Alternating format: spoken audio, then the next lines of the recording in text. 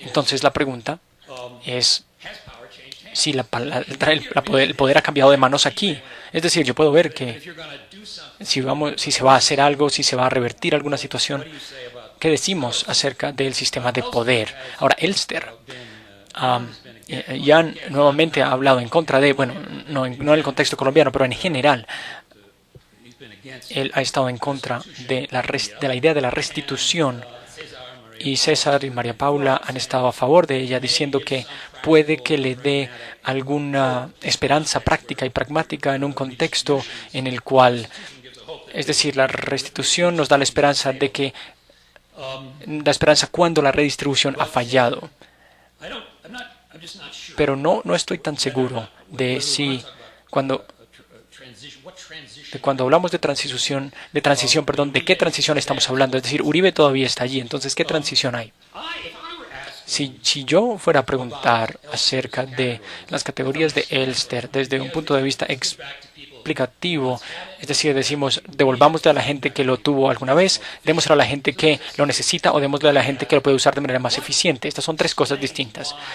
¿Qué explica por qué una élite política, cuando está redistribuyendo la propiedad de manera selectiva a sus clientes, por ejemplo, por qué utilizan un discurso y no otro, un lenguaje y no otro? Creo que es una pregunta explicativa para mí. ¿Por qué utilizan este lenguaje? No si estas lógicas de hecho motivan lo que ocurrieron, porque yo no creo que esto sea tan probable. Entonces, si el poder ha cambiado de manos, si el poder no ha cambiado de manos, entonces la restitución significa, como dijimos antes, volver a la situación que creó el problema, y esto no sería tan buena idea. Comenzaríamos de nuevo. Hay bastantes casos en la historia de reformas agrarias abortadas, volviendo hasta la antigüedad. Los hermanos Gracchi fueron asesinados. Ellos vieron la tierra, viajaron, vieron que mucha tierra no se estaba usando y dijeron, démosela a la gente de la ciudad que la puede usar, y fueron asesinados porque aquellos que hubieran perdido de la reforma agraria, por la reforma agraria, aún tenían poder, estaban en el poder.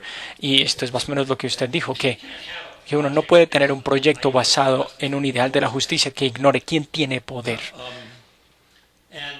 Y para repetir, yo creo que es cierto que el lenguaje de la restitución es popular en las comunidades internacionales de derechos humanos, pero recuerden que cada parcela de Estados Unidos, cada parcela en Estados Unidos fue robada, y nadie asocia el Estado de Derecho con devolver la tierra a quienes la tenían originalmente en Estados Unidos. Es decir, no pensamos así. Entonces, como mínimo, no cuenten con Estados Unidos.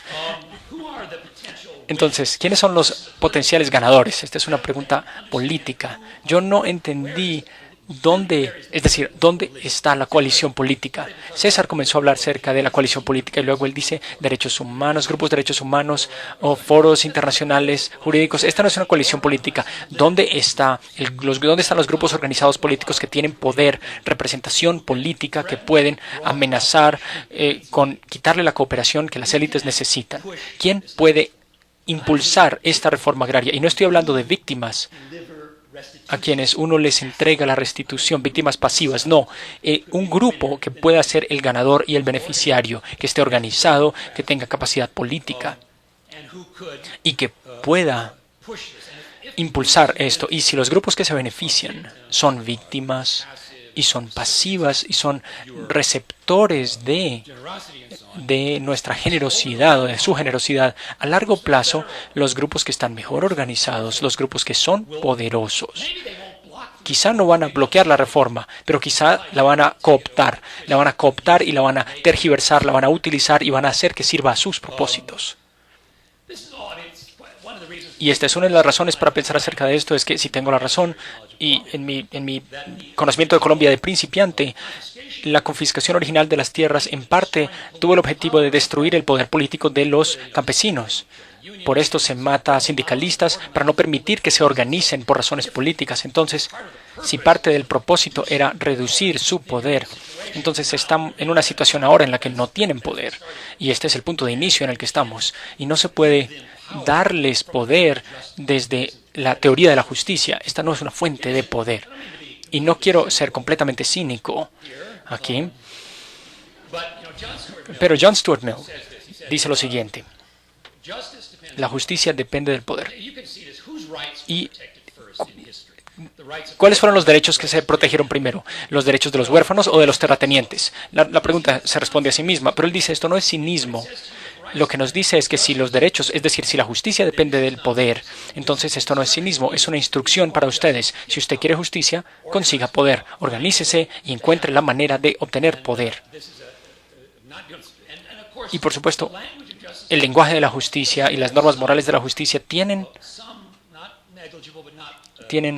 es decir, son débiles. Como Hume dice, la justicia es una fuerza débil en el mundo. Existen, tienen algún poder, nos pueden ayudar a organizarnos, pero no sirven por sí solas. Toca estar en medio de la construcción de alianzas con personas cuyos valores no compartimos, etcétera, para poder lograr el objetivo. Esto nos lleva, y esta es mi última reflexión, nos lleva a un comentario acerca de el catastro y los títulos y la falta de claridad en los títulos.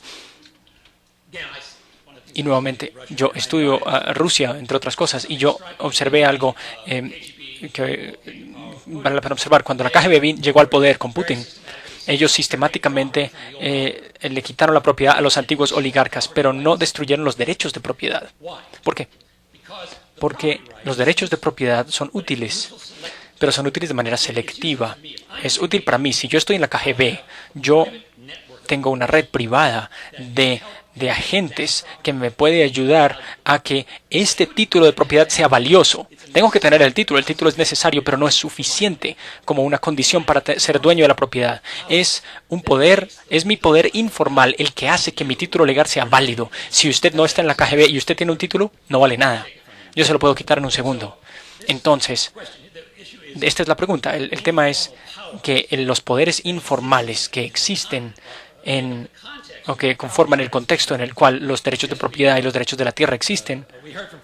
Y oímos del profesor Barry esta mañana acerca de todas las maneras en las que los poderosos, los que tienen poder político, pueden manipular la tenencia de la tierra para que darle tecnología más fácilmente a los terratenientes hace que sean más eficientes, y luego uno sí puede decir que es la eficiencia cuando en realidad fue el poder, fue la decisión de los poderosos la que hizo la diferencia, pero uno puede afirmar que fue la eficiencia la que gobernó o la que tiene la razón.